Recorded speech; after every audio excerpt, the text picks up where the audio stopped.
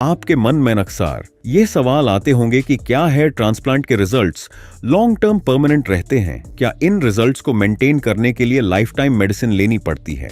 क्या एक ही सेशन में पूरा अफेक्टेड एरिया रिस्टोर हो सकता है या फिर मल्टीपल सेशंस चाहिए होते हैं? तो आज की इस वीडियो में आपको इन सवालों का जवाब मिल जाएगा, वो भी पेशेंट के रियल लाइफ एक्सपीरियंस से। इस वीडियो में हम आपके साथ शेयर कर रहे हैं 3 रियल लाइफ पेशेंट्स की हेयर ट्रांसप्लांट जर्नीज जो काफी टाइम से हेयर लॉस से परेशान थे और अब उन्हें हेयर ट्रांसप्लांट करवाए 3 से 4 साल हो चुके हैं। तो स्टेप बाय स्टेप हम उनकी जर्नी में आगे बढ़ेंगे। पहले जानेंगे उनकी इनिशियल कंडीशन के बारे, फिर कैसे उनका ट्रीटमेंट प्लान किया गया। तो वीडियो के एंड तक बने रहिए और ऐसे हमारी वीडियोस से अपडेटेड रहने के लिए चैनल को सब्सक्राइब कीजिए। ये हैं शुभम, जिन्हें नॉरवुड ग्रेड 2 स्टेज की बॉल्डनेस थी, जिसमें इनकी हेयरलाइन तो रिसीड हुई थी, साथ ही टेम्पल्स भी पीछे की तरफ शिफ्ट हो गए थे और फ्रंटल एरिया साइड से खाली नजर आ रहा था। यानी जब उनके फेस को फ्रंट से देख रहे थे तो एक एम शेप दिखाई दे रही थी। ग्रेड 2 को जनरली अर्ली स्टेज बॉल्डनेस माना जाता है, लेकिन इसका इंपैक्ट अपीयरेंस पर काफी ज्यादा होता है क्योंकि हेयरलाइन ही फेस को फ्रेम करती है। शुभम के केस में उनकी एज के अकॉर्डिंग से यह रिसेशन उन्हें विजिबली मैच्योर और थोड़ा एज लुक दे रहा था। इसी वजह से उनका कंसर्न ज्यादा था क्योंकि अर्ली स्टेज के बावजूद उनका कॉन्फिडेंस अफेक्ट हो रहा था। इसके अलावा धीरांद्रा और विवेक की बॉल्डनेस का ग्रेड तो सिमिलर था, लेकिन पैटर्न और प्लानिंग बिल्कुल अलग थी। पेशेंट 2 की baldness diffuse grade 5A stage की थी, तो पेशेंट 3 की डिफ्यूज ग्रेड 5 स्टेज की थी। डिफ्यूज ग्रेड 5A स्टेज में धीरेंद्र के स्कैल्प पर फ्रंटल से क्राउन तक थिनिंग क्लियरली विजिबल थी। स्कैल्प पर हर जगह डेंसिटी कम हो चुकी थी और हेयर थिन और वीक नजर आ रहे थे। विवेक की स्कैल्प कंडीशन थोड़ी अलग थी। उनका बॉल्डनेस पैटर्न प्रोग्रेसिव था, इसलिए 2 सेशंस में सर्जरी प्लान की गई थी। जब उन्होंने पहली बार क्लिनिक विजिट किया था तब उनका मिड स्कैल्प तक एरिया स्पर से नजर आ रहा था। सिर्फ फ्रंटल टफ्ट में कुछ मिनिएचराइज्ड फॉलिकल्स विजिबल थे। क्राउन रीजन उस वक्त प्रिजर्व था, लेकिन एक्सपर्ट्स को क्लियर था कि बॉल्डनेस प्रोग्रेसिव है और टाइम के साथ क्राउन भी थिन होगा। जैसे ही उनका फर्स्ट ट्रांसप्लांट कंप्लीट हुआ, क्राउन इनिशियली हेल्थी था, लेकिन 11 मंथ्स बाद उस एरिया में थिनिंग विजिबल होने लगी थी। अच्छी बात यह थी कि तीनों पेशेंट्स का डोनर एरियाज हेल्थी कंडीशन में थे। ऑक्सीपिटल और पैराइटल रीजन से ग्राफ्ट सेफली और प्रिसाइसली एक्सट्रैक्ट किए जा सकते थे, जो उनके ओवरऑल लुक को ट्रांसफॉर्म करने में क्रिटिकल रोल प्ले करते हैं। अगर आप भी हेयरलाइन लॉस या थिनिंग को लेके कंफ्यूज्ड हैं, तो कमेंट्स में अपना क्वेश्चन पूछिए या हमारे एक्सपर्ट से गाइडेंस लीजिए। पेशेंट्स के स्कैल्प को अच्छे से एनालाइज करने के बाद हमारे एक्सपर्ट्स ने पेशेंट्स की हेयरलाइन डिजाइन करी। ये स्टेप हेयर ट्रांसप्लांट सर्जरी का एक इंपॉर्टेंट स्टेप होता है, जो न सिर्फ एक कॉस्मेटिक मार्किंग प्रोवाइड करता है, बल्कि एक ब्लूप्रिंट प्रोवाइड करता है जिससे फाइनल आउटकम डिसाइड होता है। सभी पेशेंट्स के फेशियल प्रोपोर्शंस और एज को ध्यान में रखते हुए हेयरलाइन डिजाइन करी जाती है। पेशेंट 1 के केस में बॉल्डनेस अर्ली स्टेज पर थी और हेयरलाइन के पीक पॉइंट पर एग्जिस्टिंग फॉलिकल्स अभी भी प्रेजेंट थे, इसलिए उनकी नेचुरल हेयरलाइन के पीक पॉइंट को सेम पोजीशन पर मार्क करके हेयरलाइन को कंप्लीट किया गया। साथ ही टेम्पोरल एंगल्स को केयरफुली मार्क करते हुए टेम्पल्स को प्रॉपर फ्रेमिंग के लिए क्रिएट किया और फिर कंप्लीट अफेक्टेड फ्रंटल एरिया को आउटलाइन किया गया ताकि हेयर ट्रांसप्लांट के लिए क्लियर गाइडलाइन विजिबल हो। पेशेंट 2 की हेयरलाइन भी रिसीड हो चुकी थी, पर उनके लिए अप्रोच अलग थी क्योंकि पीक पॉइंट पर फॉलिकल्स प्रेजेंट नहीं थे। उनके लिए ग्लाबेला पॉइंट से प्रिसाइज मेजरमेंट लेकर एज अप्रोप्रिएट हेयरलाइन डिजाइन की गई। क्योंकि उनके फ्रंटल से क्राउन तक थिनिंग थी, इसलिए हेयरलाइन के साथ पूरे अफेक्टेड एरिया को भी आउटलाइन किया गया। ये आउटलाइंस एक तरह से सर्जन्स को क्लियर अंडरस्टैंडिंग दे रही थी कि एक ही सेशन में मैक्सिमम कवरेज प्रोवाइड करनी है। पेशेंट 3 के लिए डिजाइन थोड़ा कस्टमाइज था। उनकी बॉल्डनेस प्रोग्रेसिव थी, इसलिए हेयरलाइन को उनके फेशियल फीचर्स और एज के अकॉर्डिंग नेचुरल कर्व के साथ डिजाइन किया गया ताकि आगे चलकर भी बैलेंस्ड लगे। और फर्स्ट सेशन के लिए मिड स्कैल्प तक एरिया को आउटलाइन किया गया। सेकेंड सेशन में सिर्फ क्राउन रीजन को एनसर्कल किया गया था ताकि वहां डेंसिटी इंक्रीज की जा सके। ये मार्किंग्स एक सर्जिकल रोड मैप की तरह काम करती हैं। प्रॉपर्ली ड्रॉन आउटलाइन से सर्जन्स को हर जोन का क्लियर आइडिया मिलता है कि कितना एरिया ट्रीट करना है, किस एरिया में ज्यादा डेंसिटी चाहिए और किस एरिया में ब्लेंडिंग नेचुरल रखनी है। इससे नेचुरल लुकिंग रिजल्ट्स इंश्योर होते हैं। हेयरलाइन डिजाइन फाइनलाइज होने के बाद तीनों पेशेंट्स की सर्जरी केयरफुली प्लान और एग्जीक्यूट की गई। सबसे पहले स्कैल्प को नम किया गया ताकि प्रोसीजर के दौरान पेशेंट्स बिल्कुल भी डिस्कंफर्ट फील न करे। उसके बाद रेसिपिएंट एरिया में माइक्रोस्कोपिक स्लिट्स बनाए गए जो हेयर डायरेक्शन, एंगल और नेचुरल ग्रोथ पैटर्न के अकॉर्डिंग कस्टमाइज किए गए। ये स्लिट्स एक ब्लूप्रिंट की तरह काम करते हैं जिसमें ग्राफ्ट्स को इम्प्लांट किया जाता है। पेशेंट 1 के केस में उनके फेशियल फ्रेम को रिस्टोर करना था, जिसमें हेयरलाइन जोन और टेम्पल्स में सिंगल और थिन हेयर फॉलिकल्स इम्प्लांट किए गए थे, जिससे हेयरलाइन को एक सॉफ्ट नेचुरल लुक मिलता है और टेम्पल्स में नेचुरल डायरेक्शन में डेंसिटी इंप्रूव हो जाती है। फ्रंटल जोन में डेंसिटी एनहांस करने के लिए डबल और ट्रिपल हेयर फॉलिकल्स इम्प्लांट किए गए थे। इससे फ्रंटल एरिया थिक और वॉल्यूमिनस नजर आएगा, जो पेशेंट को बैलेंस्ड लुक प्रोवाइड करता है। इस केस में टोटल 3700 ग्राफ्ट्स इम्प्लांट हुए थे, जिन्हें पेशेंट के सेफ डोनर जोन से एक्सट्रैक्ट किया गया था। पेशेंट 2 की एक्सटेंसिव बॉल्डनेस में भी हेयरलाइन जोन में सिंगल और थिन हेयर फॉलिकल्स इम्प्लांट किए गए थे। फ्रंटल एरिया और मिड स्कैल्प में डेंसिटी ऐड करने के लिए डबल और ट्रिपल हेयर फॉलिकल्स इम्प्लांट किए गए थे, जिससे फुलर लुक क्रिएट होगा। क्राउन रीजन में स्वर्ल पैटर्न रिक्रिएट करने के लिए सेम फॉलिकल्स को डिफरेंट एंगल्स में इम्प्लांट किया गया था, क्योंकि यहां फॉलिकल्स को हर तरफ से सर्कुलर एंगल में इम्प्लांट करना पड़ता है। इस केस में टोटल 4500 ग्राफ्ट्स इम्प्लांट हुए थे, जिन्हें पेशेंट के सेफ डोनर जोन से एक्सट्रैक्ट किया गया था। पेशेंट 3 की बॉल्डनेस को 2 सेशंस में कवर किया गया था। फर्स्ट सेशन में हेयरलाइन में सिंगल और थिन हेयर फॉलिकल्स इम्प्लांट करके रिक्रिएट किया गया था। इसके साथ फ्रंटल एरिया और मिड स्कैल्प में डेंसिटी ऐड करी थी। फर्स्ट सेशन में हेयरलाइन से मिड स्कैल्प तक एरिया कवर किया गया था, जिसमें टोटल 3750 ग्राफ्ट्स इम्प्लांट किए गए थे। फर्स्ट सेशन के 21 मंथ्स के बाद पेशेंट ने सेकंड सेशन प्लान किया था, जिसमें क्राउन रीजन की थिनिंग दूर करने के लिए double and triple hair follicles को स्वर्ल रिक्रिएट करते हुए इम्प्लांट किया गया था। सेकंड सेशन में टोटल 1000 ग्राफ्ट्स इम्प्लांट किए गए थे। तो अगर आप सर्जरी के बारे में और डिटेल में जानना चाहते हैं तो आज ही कंसल्टेशन बुक करें। अगर अभी तक आपने वीडियो को लाइक और शेयर करके चैनल को सब्सक्राइब नहीं किया है तो आप काफी कुछ मिस करने वाले हैं, इसलिए अभी चैनल को सब्सक्राइब करके बेल आइकॉन प्रेस करें। चलिए अब जानते हैं हमारे पेशेंट 1 यानी कि शुभम के रिजल्ट का एक्सपीरियंस, और ये भी कि क्या वो अपने रिजल्ट से सेटिस्फाइड हैं। And today I have completed my 9 months of my transplant and I visited here in QST Haridwar for my third PRP.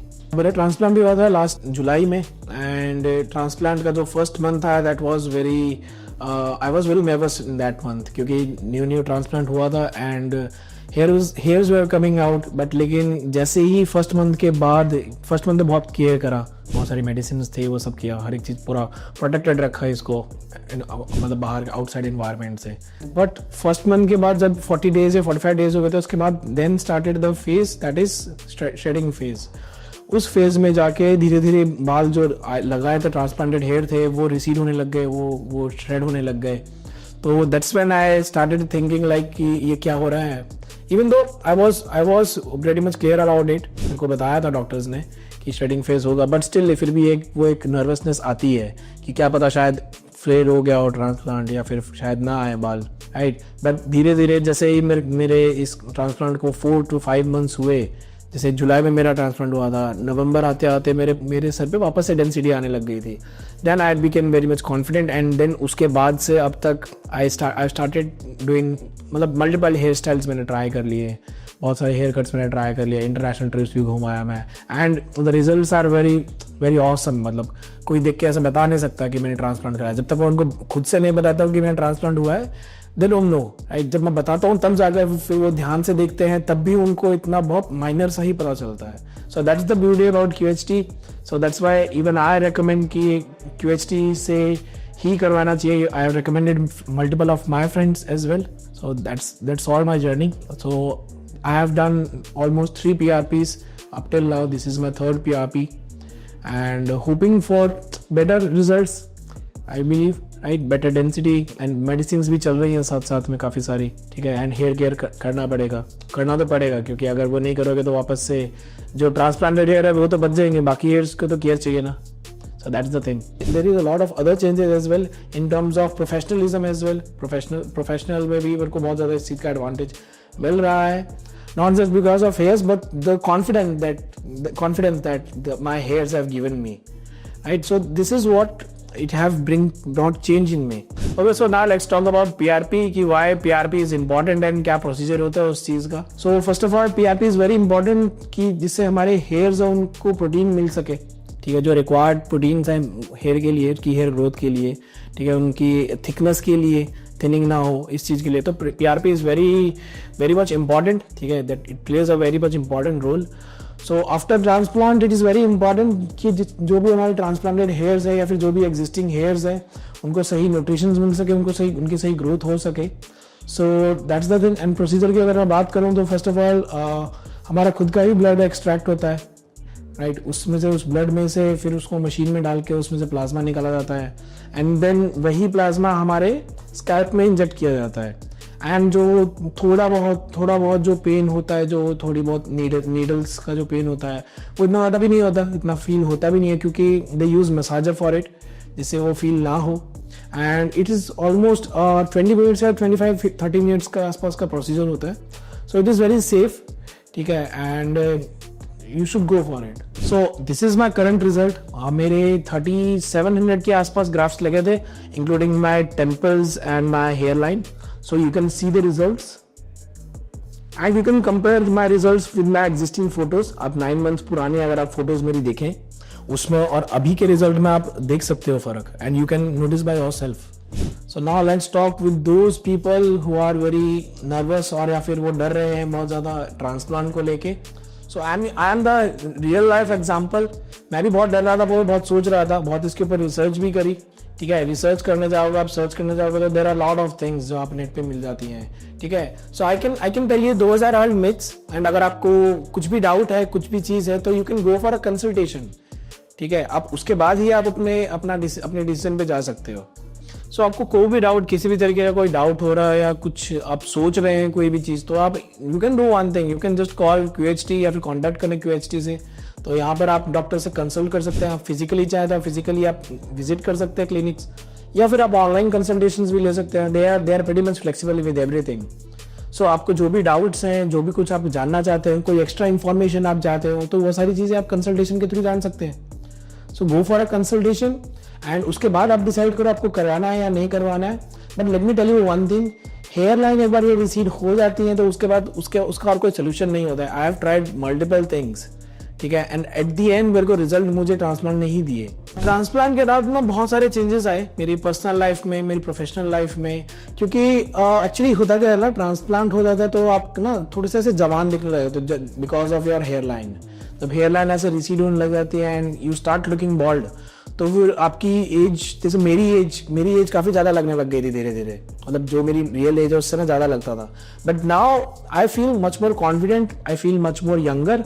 So it have help me a lot in my personal career. Personal wise भी, professionalism में भी मेरे को बहुत इस चीज़ का help हुआ है कि I started feeling much more confident.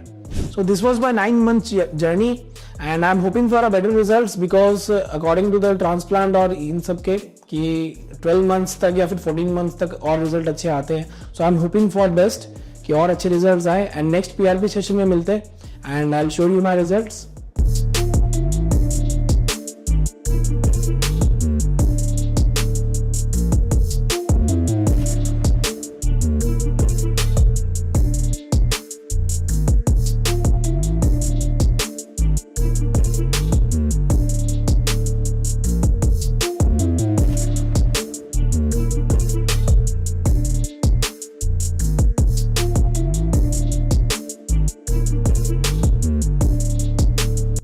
चलिए अब जानते हैं हमारे पेशेंट 2 यानी कि धीरेंद्र के 50 महीने के रिजल्ट्स का एक्सपीरियंस और ये भी कि क्या वो अपने रिजल्ट से सेटिस्फाइड हैं। मेरा नाम धीरेंद्र है। अब मेरे एज 39 ईयर्स है। मैं ट्रांसप्लांट कराया था क्यूएसटी क्लिनिक पर और अभी मैं अपने रिजल्ट से काफ़ी सेटिस्फाइड हूँ। पर मैं अपने रिजल्ट्स को सस्टेन करने के लिए एवरी 5 to 6 मंथ्स में पीआरपी सेशन के लिए आता हूँ ताकि मेरा जो रिज़ल्ट है वो सस्टेन रहे और ग्रोथ मेंटेन रहे। जैसे मैंने 4 साल पहले अपना ट्रांसप्लांट कराया था, तो उसका अगर मैं अपने ट्रांसप्लांट की जर्नी बताऊं तो स्टार्टिंग के 3 मंथ्स में शेडिंग फेज था। जो ट्रांसप्लांटेड हेयर थे वो शेड ऑफ हो गए थे। उसके बाद फिर न्यू हेयर की ग्रोथ स्टार्ट हुई। 6 मंथ्स के बाद रिज़ल्ट दिखना स्टार्ट हो गया था काफ़ी ठीक, और 1 ईयर के बाद ग्रोथ काफ़ी अच्छी और ऑलमोस्ट कंप्लीट हो गई थी। अब उसको मैं मेंटेन करने के लिए हर एवरी 5 to 6 मंथ्स में मैं पीआरपी सेशन के लिए आता हूँ और मेरा पूरा एक्सपीरियंस क्यूएसटी क्लिनिक के साथ काफ़ी अच्छा रहा। डॉक्टर्स ने पूरा अच्छे से ध्यान दिया है। इवन फॉलोअप के लिए भी यहाँ क्यूएसटी की टीम से प्रॉपर फॉलोअप कॉल्स आते थे कि कोई प्रॉब्लम तो नहीं है या कोई और परेशानी तो नहीं है, कि रिजल्ट्स कैसा है, सेटिस्फाइड है या नहीं है। तो ये मेरा जर्नी है और अभी 4 साल के बाद भी मैं अभी यहाँ पर कंटिन्यू कर रहा हूँ अपना पीआरपी सेशंस, सो दैट कि मेरा ट्रांसप्लांट का रिजल्ट है वो सस्टेन रहे। ट्रांसप्लांट से पहले मेरा हेयर लॉस काफ़ी हो चुका था, तो उस टाइम पर थोड़ा कॉन्फिडेंस की कमी आती है लोगों से मिलने में। इवन न्यू क्लोथ्स खरीदते हैं तो उसको भी ट्राई करने के बाद उतना अच्छा अपने ऊपर नहीं महसूस होता है। अभी ट्रांसप्लांट के बाद जब ग्रोथ अच्छी हो गई है तो न्यू क्लोथ्स खरीदने में और उनको पहन के ट्राई करने में भी अच्छा लगता है, और कहीं पार्टी वगैरह में जाने में भी कॉन्फिडेंस पहले से बेटर महसूस होता है। तो पीआरपी कराने के काफ़ी बेनिफिट्स हैं, क्योंकि वो हमारा प्लेटलेट रिच प्लाज्मा थेरेपी है। उसमें हमारे बॉडी से ही ब्लड सैंपल लिया जाता है, उसको प्रोसेस करने के बाद हमारे हेयर में इंजेक्ट किया जाता है उसको, प्लाज्मा को, और उससे लाइक न्यूट्रिशन है हमारे हेयर के लिए, और उससे ग्रोथ हमारी मेंटेन रहती है, थिकनेस मेंटेन रहती है और थिनिंग काफ़ी स्लो हो जाती है और हमारे हेयर हेल्दी रहते हैं। और इसमें पेन मिनिमल होता है, लाइक जितना हम कहीं पर भी कोई भी ब्लड सैंपल देते हैं उतना ही पेन होता है, तो मिनिमल पेन होता है और इसका बेनिफिट काफ़ी है। जैसे अभी आप मेरा ग्रोथ देख सकते हैं, 4 इयर्स कंप्लीट होने के बाद अभी ग्रोथ ठीक है और ऑलमोस्ट ग्रोथ मेरी 1 ईयर पर कंप्लीट हो गई थी। अब इसी को सस्टेन रखने के लिए मैं continuously every 5 to 6 months PRP करा रहा हूँ, और अभी आप देख सकते हैं 4 इयर्स के बाद भी डेंसिटी ठीक है और मैं काफ़ी सेटिस्फाइड हूँ क्यूएसटी टीम से। आप मेरे रिजल्ट्स को क्यूएसटी की वेबसाइट पर भी कंपेयर कर सकते हैं, कि इसमें ट्रांसप्लांट से पहले के और एवरी 6 मंथ्स और जब भी मैं पीआरपी के लिए आता हूँ उसमें फ़ोटोज़ हैं, तो आप कंपेयर कर सकते हैं कि ग्रोथ का किस तरह से ग्रोथ हुई है, किस टाइम पर शेडिंग फेज आई है, कब उसमें ग्रोथ आनी शुरू हुई है, कब कंप्लीट हुई है और किस तरह से मेंटेन रही है। तो ये मेरा अभी तक का 4 इयर्स का एक्सपीरियंस था जो मैं आपके साथ शेयर किया है, जिसको आप चेक कर सकते हैं। और मैं अभी नेक्स्ट टाइम जब आऊँगा पीआरपी सेशन के लिए, तब मैं आपके साथ अपना एक्सपीरियंस फिर से शेयर करूँगा। अभी तक के लिए इतना ही, थैंक यू।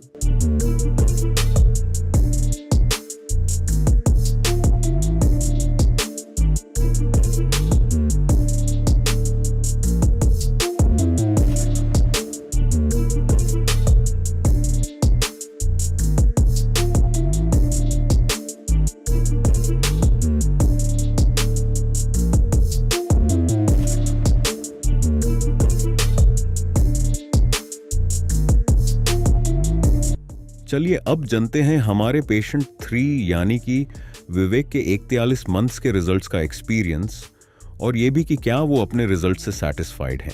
हेलो, हाय, नमस्कार एवरीवन। मेरा नाम विवेक कुमार शर्मा है। मैंने अपना ट्रांसप्लांट आज से 4 साल पहले 2020 में करवाया था। तो मेरी एजिंग थी और मेरा थोड़ा मेरे को लगता है कि फैमिली वाइज भी जो आपका होता है हायरार्की में, उस वजह से मेरा हेयर फॉल था। तो मेरा सिर्फ आगे थोड़े से बाल बचे थे, बाकी मेरे साइड से काफ़ी हो गया था। 2020 में मैंने फर्स्ट टाइम यहाँ पे अपने ट्रांसप्लांट कराया था, जितना मेरे को याद है 3000 और 3500 मेरे क्राफ्ट लगे थे। शुरू में बहुत डर भी लग रहा था कि क्या होगा, बहुत होगा। यूट्यूब में एक्सपीरियंस देखा था कि बहुत पेन होता है, सूजन हो जाती है। कई बार डर भी था कि सक्सेसफुल हो या ना हो। सबसे मुझे चीज़ क्या, हरिद्वार जैसा शहर है, पता नहीं यहाँ पे ये हॉस्पिटल कैसा है, क्या चीज़ है। बट मेरे को ये लगा कि मेरे को बाहर कराने से बेटर है कि एक बार चांस देना चाहिए हरिद्वार में अपने लोगों को। तो फिर मैंने यहाँ पे कराया। तो मेरा आई थिंक ट्रांसप्लांट अक्टूबर 2020 में, और ट्रांसप्लांट हुआ। ना कोई दर्द हुआ, ना कुछ सूजन हुई। They treated me very well, I am very satisfied. और मज़ा आया मेरे को। मज़ा इनकी मतलब मैं बहुत बातू नहीं हूँ, बात करते करते मुझे ऐसा नहीं लगा कि हमें कोई ट्रीटमेंट वगैरह हो रहा है। तो वो सब हुआ। उसके बाद आफ्टर 2 ईयर मेरे से क्रोन एरिया से बाल थोड़े कम होने स्टार्ट हुए। तो मैंने उनको दिखाया। तो फिर सर ने दोबारा मेरे 1000 क्राफ्ट का एक दोबारा से ट्रांसप्लांट हुआ 2022 में। और उसके बाद से ऐसे ही है। तो रिजल्ट आप सब देख ही सकते हैं मेरा A to Z। मेरे को तो बहुत पसंद है। जो लोग मुझे पहले नहीं जानते थे मेरे हेयर फॉल से पहले, तो मुझे पहचान भी नहीं पाते कि मेरा ऐसा कुछ हेयर फॉल हुआ है। और अभी मैं PRP कराने आया हूँ। मैं नॉर्मली हर 3 से 4 महीने में PRP करा देता हूँ। PRP इज़ बेसिकली, किसी की हेयर फॉल ना भी हो या ट्रांसप्लांट ना भी कराया, उसको भी PRP मेरे ख्याल से करानी चाहिए। बेसिक नेसेसिटी है अपनी हेयर ग्रोथ के लिए। तो गाइस मेरा हेयर फॉल स्टार्ट हुआ 2016 से। सडनली हुआ है और बहुत ज़्यादा से हेयर फॉल लगे। मैं शैम्पू करता था तो हाथों में बाल आया करते थे, तकिए में लेटा था तो बाल आया करते थे। फिर मैंने बहुत सारे रेमेडीज़ करी, मतलब बहुत सारे शैम्पू चेंज किए। जैतून का तेल लगाया, फेरिगो, 10 तरह के तेल बदले, जड़ी बूटी वाला किया, बट कोई फ़ायदा नहीं होता। और वो वर्स्ट से वर्स्ट ही हो रहा था। समझ में नहीं आता कि खाने का इशू है, क्या चीज़ इशू है। तो वो चीज़ें करते तो मतलब 6 साल के बाद जब बहुत ज़्यादा वो चीज़ हो गई और लॉकडाउन लगा, तो मेरे को लगा कि यार इस टाइम पर किसी को कुछ करना चाहिए। तो वो सब मैंने किया। मैंने प्याज भी रगड़ाया, मैंने हर चीज़ करी है, बट कोई स्पेसिफिक मेरे को बेनिफिट तो नहीं दिखा। तो वो सब चीज़ें हैं। और यहाँ पर आप देख सकते हैं, पहले मैं ऐसा था और now you can see me right now. 2020 में मेरी इंगेजमेंट तय हुई। तो वैसे मैं बहुत कॉन्फिडेंट हूँ, मेरे को इतना फ़र्क नहीं पड़ता। लेकिन हमें ये चीज़ एक्सेप्ट करनी पड़ेगी कि जब तक आप बात नहीं करते हैं इंसान, जब तक आपको जानते नहीं, आपका फर्स्ट इंप्रेशन एक लास्ट इंप्रेशन होता है।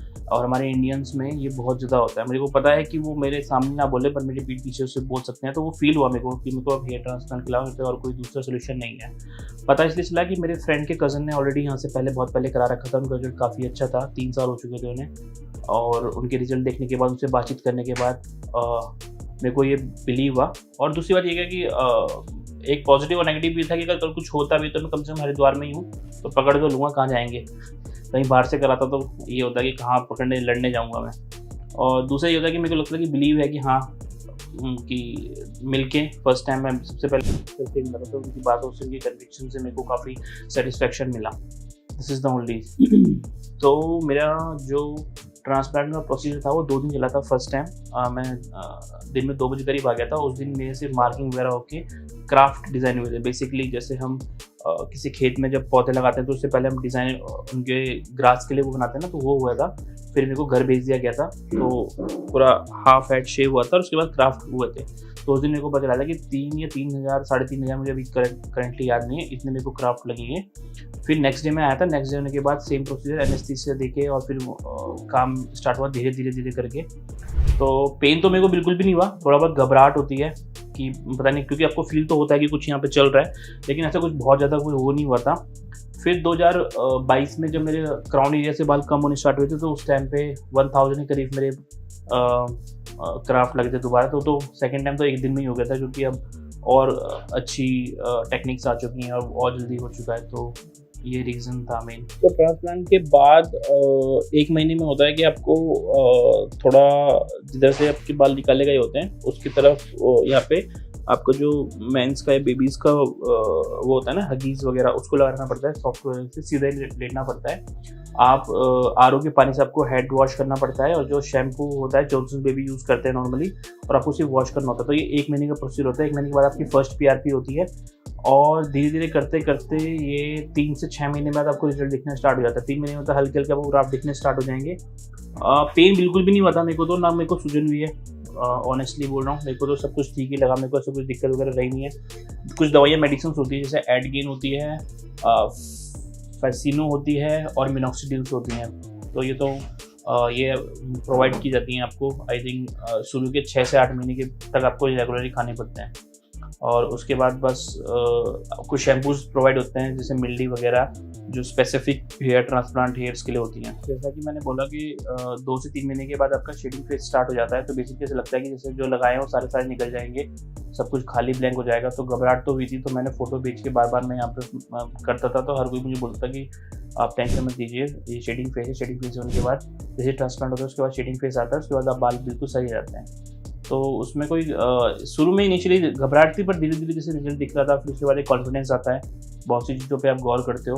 तो यही सब। तो गाइस जैसे मैं आईटी प्रोफेशनल हूँ, मैं सॉफ्टवेयर इंजीनियर हूँ। तो मैं बैंगलोर, हैदराबाद, दिल्ली, नोएडा, गुड़गांव में हर जगह पे मैं घूमता रहता हूँ, पता करता हूँ। तो मैंने रेट वगैरह हर जगह से पता कर लिए थे, कोटेशन ले ली थी कि कितना खर्च आएगा, क्या आएगा। तो उनके मुकाबले मेरे को ये काफ़ी अफोर्डेबल लगा। दूसरी बात, जब मैं यहाँ पे मिलने भी आ रहा था या मैं जब पीआरपी कराने भी आता था, तो मैं मेरे अलावा मैं और लोगों को भी देखता हूँ, तो उनसे बातचीत हो जाती है जब हम वेट कर रहे होते अपने पीआरपी की स्टार्ट होने का। तो उस टाइम पे उनसे बात हुई कितने थे, तो सबका मुझे रिजल्ट सबका अच्छा लगा। किसी का भी ऐसा नहीं था कि नहीं यार मज़ा नहीं आ रहा, ये सब नहीं आ रहा। तो उससे कॉन्फिडेंस बूस्ट होता है। तो ये सब चीज़ें थी। और कुछ तो जो लोग भी हेयर फॉल, मैंने तो अपने कुछ 2-3 फ्रेंड्स को रिकमेंड भी किया है, एक ने तो कराया भी है। तो मैं ओपनली और विदाउट एनी हेजिटेशन सबको रिकमेंड करना चाहूँगा कि हाँ आप आओ यहाँ पे। और यहाँ पे बड़े बड़े नामचीनों ने भी कराया है। यहाँ पे राजपाल यादव जो एक्टर हैं बॉलीवुड के, उन्होंने भी करवाया है। तो कुछ तो मतलब मैं तो चलो एक नॉर्मल बंदा हूँ, पर वो मुंबई का इतना बड़ा स्टार, उसके पास पैसों की क्या ही कमी होगी, वो इंटरनेशनली भी करा सकता था। लेकिन कुछ तो रीज़न होगा जो उसने उत्तराखंड के हरिद्वार शहर में आके उसने कराया होगा। तो कुछ तो एक पॉइंट होगा ना, तो वो चीज़ है। बाकी एक इंग्लिश का बहुत अच्छा कोट है, action speak more than words. तो आप देख ही सकते हो, ये एक्शंस का रिएक्शन है, what ever you will feel. और आपने ओल्ड फोटोज़ पर न्यू अभी जो मैं करंटली बात कर रहा हूँ उसमें आप डिफरेंस देख ही सकते हो। तो दिस इज थैंक यू। अब आप मेरा लुक देख ही सकते हैं जो QST से मेरा ट्रीटमेंट के बाद हुआ है। तो मेरा ओवरऑल एक्सपीरियंस QST से बहुत अच्छा रहा है। Thank you QST for providing me this.